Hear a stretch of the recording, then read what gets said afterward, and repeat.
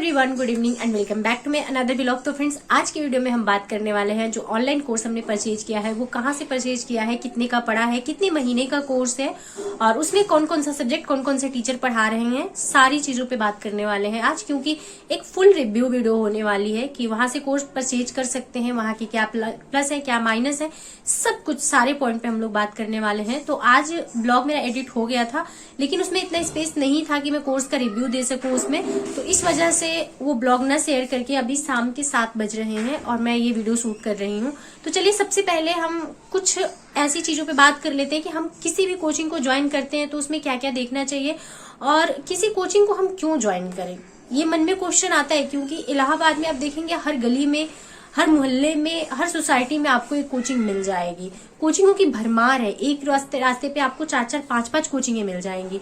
तो हम क्यों किस कोचिंग को ज्वाइन करें, क्योंकि बहुत सारी कोचिंगें हैं, बहुत सारे बड़े बड़े नाम चीन कोचिंगें हैं, तो हमें उसको ज्वाइन करने का कुछ तो रीजन होना चाहिए ना।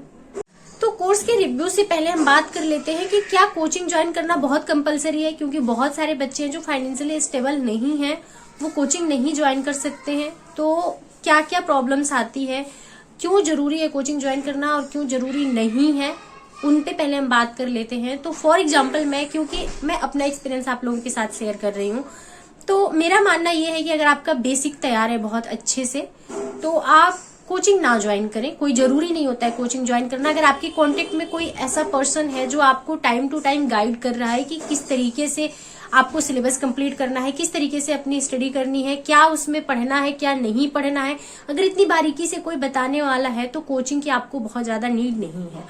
और अगर आपके पास गाइडेंस नहीं है तो कोचिंग क्या करती है, कोचिंग हमें एक गाइडेंस प्रोवाइड कराती है, एक तरीका बताती है कि हमें क्या पढ़ना है, क्या नहीं पढ़ना है, क्या हमारे लिए इम्पोर्टेंट है, क्या नहीं है। बाकी कितना भी अच्छी कोचिंग हो, वहां पढ़ने वाला हर बच्चा सेलेक्ट नहीं होता, ये आपको भी पता है। इसमें फर्क क्या होता है, इसमें कोचिंग की कोई कमी नहीं होती, इसमें कमी होती है स्टूडेंट में। आप कितना मेहनत कर पा रहे हो, क्योंकि टीचर आपको बताते हैं, आपकी मेहनत एग्जामिनेशन हॉल तक जाती है, आप खुद जाते हो एग्जामिनेशन हॉल तक, तो जो आपने अपने आप पे काम किया है वही एग्जाम में काम आता है। बाकी कोई भी कोचिंग हो, कितना भी अच्छा टीचर पढ़ा ले, अगर आपको समझ नहीं आ रहा है या आप समझ नहीं पा रहे हो तो उसका कोई मतलब नहीं बनता है। तो मैं कहूंगी कि सबसे पहले आप अपने बेसिक पे काम करिए। कोई कोचिंग ज्वाइन अगर करना भी चाहते हैं आप, तो बेसिक आपका स्ट्रांग होना चाहिए, क्योंकि कोई भी कोचिंग है जो यूपीपीएससी की तैयारी करा रही है, चाहे वो आरओआर हो या फिर यूपीपीसीएस हो, तो वो ये मान के चलती है कि जो बच्चा क्लासरूम में बैठा है उसका बेसिक कंप्लीट है। वो चलते हैं कि इंटर तक की चीजें आपको क्लियर है, इंटर तक की जितनी भी आपने एनसीईआरटी है वो पढ़ के यहाँ पे आए हैं, आप पढ़े हैं नहीं पढ़े हैं, पर्सन टू पर्सन वो डिस्कस नहीं करते हैं। तो आपके मन में कुछ डाउट्स होते हैं, कुछ कंफ्यूजन होता है, उसको वो क्लियर करने की कोशिश करते हैं, लेकिन तब जब उनको ये लगता है कि आप इंटरेस्ट दिखा रहे हैं, आप मेहनत कर रहे हैं, वो जो समझाना चाह रहे हैं वो आप समझ पा रहे हैं, तब नहीं। उनके यहाँ हर साल लाखों बच्चे पढ़ते हैं तो उनके पास इतना टाइम नहीं होता है कि वो आप पे स्पेशली फोकस करके आपकी छोटी छोटी बेसिक को कंप्लीट करेंगे। नहीं, वो कहते जरूर है कि हम आपको बेसिक से स्टार्ट करेंगे, लेकिन बेसिक कोई भी कोचिंग वाला नहीं पढ़ाता है। तो बेसिक आपका क्लियर होना चाहिए। अगर आपका बेसिक वीक है तो आप एनसीईआरटी पढ़ सकते हैं, और एनसीईआरटी पढ़ने के लिए कम से कम 4 से 5 महीने का टाइम चाहिए, वो भी अगर आप कंटिन्यूटी रखते हैं तब। तो 4 से 5 महीने पहले आप अपना बेसिक कंप्लीट करिए, उसके बाद कोई कोचिंग ज्वाइन करिए। अब चलिए आते हैं कि कोर्स कितने का पड़ा मुझे। तो 10% डिस्काउंट पे मुझे 6300 का कोर्स पड़ा। ऐसे 7000 का था, लेकिन जब हम ऑनलाइन पोर्टल से कोर्स हमने परचेज किया, जनसेवा केंद्र से, उनके पोर्टल से परचेज करने पे 10% का डिस्काउंट मिल जाता है। वो रूरल एरियाज के बच्चे के लिए होता है। आप अगर गांव से भी परचेज कर रहे हैं, लेकिन अगर आप अपने फोन पे से पे कर रहे हैं तो वो आपको डिस्काउंट नहीं मिलेगा। आपको किसी भी जनसेवा केंद्र के पोर्टल से आपको परचेज करना होगा कोर्स, तब जाके आपको 10% का डिस्काउंट मिलेगा। तो मुझे 6300 का बैच पड़ा था। अब बात कर लेते हैं उसकी वैलिडिटी कितनी होती है। तो वैलिडिटी 1 ईयर की होती है। आप जिस दिन कोर्स परचेज करेंगे उस दिन से लेके 1 ईयर तक की, चाहे वो कोर्स रनिंग पीरियड में हो या वो कोर्स कंप्लीट हो चुका हो। आपने अगर कंप्लीट बैच लिया है, जो रिकॉर्डेड वीडियो आपको मिलेगी, तो उसकी भी वैलिडिटी जिस दिन आप परचेज करेंगे उस दिन से 1 साल की होती है। तो हमने जो कोर्स परचेज किया था वो है फाउंडेशन बैच, आपका आरओआर के लिए है। तो मैं ये नहीं कहूंगी कि आप उस बैच को अगर कंप्लीट कर लेते हैं तो आपका यूपीपीसीएस क्लियर हो जाएगा, नहीं। यूपीपीसीएस में बहुत सारी चीजें अलग से पढ़नी पड़ती है, क्योंकि आरओआर का सिलेबस और यूपीपीसीएस का सिलेबस सेम नहीं है, थोड़े बहुत डिफरेंसेस हैं दोनों में। उसके बाद हम आ जाते हैं कि उसमें क्या क्या हमें मिलता है। तो टोटल आपको जीएस मिलेगा, हिंदी मिलेगी, उसके बाद आपका करंट अफेयर्स। यानी कि करंट अफेयर्स में कितनी क्लासेस चली है, किसने पढ़ाया है, वो आगे वीडियो में डिस्कस करेंगे। सबसे पहले हम आ जाते हैं हिंदी पे। तो हिंदी की टोटल 12 वीडियो है जिसको विवेक सर ने पढ़ाया है। तो हिंदी मुझे नहीं नीड लगी पढ़ने की क्लास से, तो हिंदी मैंने क्लास से कंप्लीट नहीं किया है, हिंदी मैंने खुद से कंप्लीट किया है। तो हिंदी की मैंने एक भी क्लासेस नहीं लिया है यहाँ से। तो इस वजह से बस मैं नाम बता दे रही हूँ, क्लासेस बता दे रही हूँ कि हिंदी पढ़ाई गई है, हिंदी स्पेशली प्री के लिए पढ़ाई गई है। आप अब आ जाते हैं हिस्ट्री पे, क्योंकि हिस्ट्री अभी हमारी करंट में चल रही है। लगभग 2 दिन और बचा है मेरा, 2 दिन और हम अगर अपना क्लास कंप्लीट कर लेते हैं तो हमारा मॉडर्न हिस्ट्री जो है वो कंप्लीट हो जाएगी।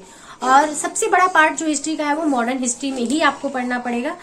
उससे कम आपको एंशिएंट में पढ़ना है, उससे कम आपको मेडुअल में पढ़ना है। मेडुअल तो चलिए हम बात करते हैं कि कौन पढ़ा रहा है हिस्ट्री। तो हिस्ट्री शशांक सर पढ़ा रहे हैं। और टू बी ऑनेस्ट आज तक मैंने इस तरीके से हिस्ट्री नहीं पढ़ी थी। हिस्ट्री और जगह भी मैंने पढ़ी थी, कुछ ऑनलाइन क्लासेज भी हमने फ्री वाले लिए थे, लेकिन इतनी बारीकी से एक एक पॉइंट को समझा के किसी टीचर ने आज तक नहीं पढ़ाया था। हिस्ट्री बहुत अच्छा पढ़ा रहे हैं। अगर आपका बेसिक क्लियर है तो आपको समझ में आएगा, अगर आपका बेसिक क्लियर नहीं है तो आपको समझ नहीं आएगा। है मानविकीय सब्जेक्ट, लेकिन उसका भी बेसिक आपको पता होना चाहिए, क्योंकि वहां पे एक स्टैंडर्ड क्लासेस चल रही हैं, वहां पे आपको बेसिक नहीं पढ़ाया जा रहा है। ये मान के सर चलते हैं कि इंटर तक की बेसिक नॉलेज आपके पास है, आप आगे समझने के योग्य हैं, तब यहाँ पे बैठे हैं। तो मैं बार बार कह रही हूँ कि आप बेसिक कंप्लीट करके ही किसी कोचिंग को ज्वाइन करिएगा, क्योंकि वहां टीचर का माइंडसेट होता है कि इंटर तक की चीजें आपको क्लियर है। तो बहुत अच्छे से एक एक पॉइंट को पढ़ा रहे हैं, एक एक हेडिंग को पढ़ा रहे हैं और समय लेके पढ़ा रहे हैं। ऐसा नहीं है कि बस किसी तरीके से आपका कोर्स कंप्लीट हो जा रहा है। तो हिस्ट्री की क्लासेस बहुत अच्छी चल रही हैं। अब हम बात कर लेते हैं राजनीति शास्त्र, यानी कि आपकी पॉलिटी धर्मेंद्र सर पढ़ा रहे हैं। और पॉलिटी में मैं ये नहीं कहूंगी कि बहुत अच्छा पढ़ा रहे हैं, क्योंकि इससे पहले मैंने दीपक सर से पॉलिटी पढ़ी है। दीपक सर बहुत अच्छी पॉलिटी पढ़ाते हैं, लेकिन आपके आरओ को अगर ध्यान में रखा जाए तो बहुत अच्छा पढ़ा रहे हैं। और मुझे पॉलिटी में थोड़ा सा अगर सर कम भी पढ़ाते तो मुझे उतनी दिक्कत नहीं होती, क्योंकि पॉलिटी मेरा ग्रेजुएशन में रह चुका है, ग्रेजुएशन में हमने पॉलिटी पढ़ी है, सब्जेक्ट मेरा रह चुका है ग्रेजुएशन में, तो मुझे उतनी दिक्कत नहीं होती है। मैं आपको अनुच्छेद वगैरह याद करने हैं, समझना है कि जो आर्टिकल्स हैं वो क्या कह रहे हैं, वो हमारे लिए किस तरीके से यूजफुल है। जो को अगर आप समझ लेते हैं तो पॉलिटी समझने में बहुत डिफिकल्टी मुझे नहीं लगता है कि आएगी। हाँ, ये होता है कि आप ऑप्शनल वगैरह में रखते हैं तो वो स्कोरिंग सब्जेक्ट नहीं है, लेकिन अगर आप ऐसे ऑब्जेक्टिव आपका है तो उसमें बहुत ज्यादा दिक्कत आपको नहीं आएगी। और खास करके आरओ एग्जाम में, क्योंकि मैंने अभी कुछ दिन पहले एक वीडियो दिया है जिसमें कि पॉलिटी से क्वेश्चन पूछे गए, किस तरीके के क्वेश्चन पूछे गए हैं, वो क्वेश्चन के नेचर से आपको पता चल जाएगा कि पॉलिटी किस तरीके की आयोग पूछता है हमसे और क्या हमसे जानना चाहता है। तो जहां रिटन की बात नहीं होती, जहां लिखना नहीं होता है, आपको ऑब्जेक्टिव क्वेश्चन होते हैं, वहां के लिए बेस्ट पढ़ा रहे हैं। अगर यहाँ से आपने जितना सर ने पॉलिटी पढ़ाया, अगर उतना आप पॉलिटी पढ़ लेते हैं तो पॉलिटी का एक भी क्वेश्चन बाहर नहीं जाने वाली, ये मैं गारंटी के साथ कहती हूँ। जाते हैं साइंस पे। साइंस प्रयाग सर पढ़ाए हैं। प्रयाग सर को आप अलग अलग प्लेटफॉर्म पे देखे होंगे, यानी कि जीएस वर्ड में भी आपने प्रयाग सर को देखा होगा, और 1-2 जगह हम उनको पढ़ाते हुए ऑनलाइन देखे हैं, लेकिन हमें नाम एग्जैक्ट नहीं याद है तो मैं नाम नहीं बता पा रही हूँ आपको। उसके बाद सर उत्कर्ष में भी पढ़ा रहे हैं, दिल्ली में भी पढ़ाए हैं, जयपुर में भी पढ़ाए हैं और यहाँ इलाहाबाद में भी पढ़ा रहे हैं। तो काफी अच्छा पढ़ाते हैं। और साइंस क्योंकि मेरा वीक है, स्टैटिक के बिना मैं साइंस कंप्लीट नहीं कर सकती हूँ। साइंस में उतनी ना तो रुचि है मुझे, ना साइंस मेरी इतनी स्ट्रांग है कि सर पढ़ा रहे हैं तो सिर्फ उनके क्लासेस को पढ़ के हम क्वेश्चन सॉल्व कर लेंगे।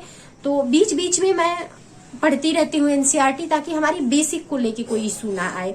बेसिक को लेके जब इशू आता है तो सर क्या पढ़ा रहे हैं, वो कितना भी मेहनत कर लेते हैं, आपको समझ नहीं आता है, वो चीजें ऊपर से निकल जाती हैं। तो मैं कोशिश करती हूँ कि एनसीईआरटी के साथ हमेशा कुछ समय मैं दूं, ताकि जो हमारे बेसिक है वो स्ट्रांग हो सके। क्योंकि किसी भी एस्पिरेंट का होता है, जरूरी नहीं होता है कि आपके सारे सब्जेक्ट इक्वल हो, कुछ में आप वीक होते हो, कुछ आपकी स्ट्रेंथ होती है, वो सबके साथ होता है। तो आपको ये चीज पता होनी चाहिए कि क्या आपकी वीकनेस है, क्या आपकी स्ट्रेंथ है। तो प्रयाग सर पढ़ाते हैं पूरा आपका बायो, फिजिक्स, केमिस्ट्री सब कुछ उन्होंने ही पढ़ाया है।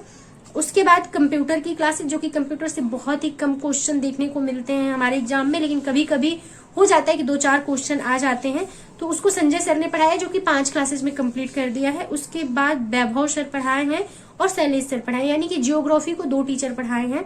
तो अभी हमने वैभव सर से पढ़ा है, शैलेश सर से नहीं पढ़ा है, यानी कि वर्ल्ड जियोग्राफी हमने पढ़ी है, अच्छा पढ़ाए हैं वर्ल्ड जियोग्राफी। सर हमेशा जब भी वर्ल्ड जियोग्राफी पढ़ाए हैं तो वो मैप के साथ अटैच करके पढ़ाए हैं, तो उतनी आपको प्रॉब्लम नहीं होगी। तो जियोग्राफी की क्लासेस भी अच्छी चली है। करते हैं इकोनॉमी की। तो इकोनॉमी को शिवम सर ने पढ़ाया है, जो कि मैंने अभी इकोनॉमी के क्लासेस नहीं लिए हैं।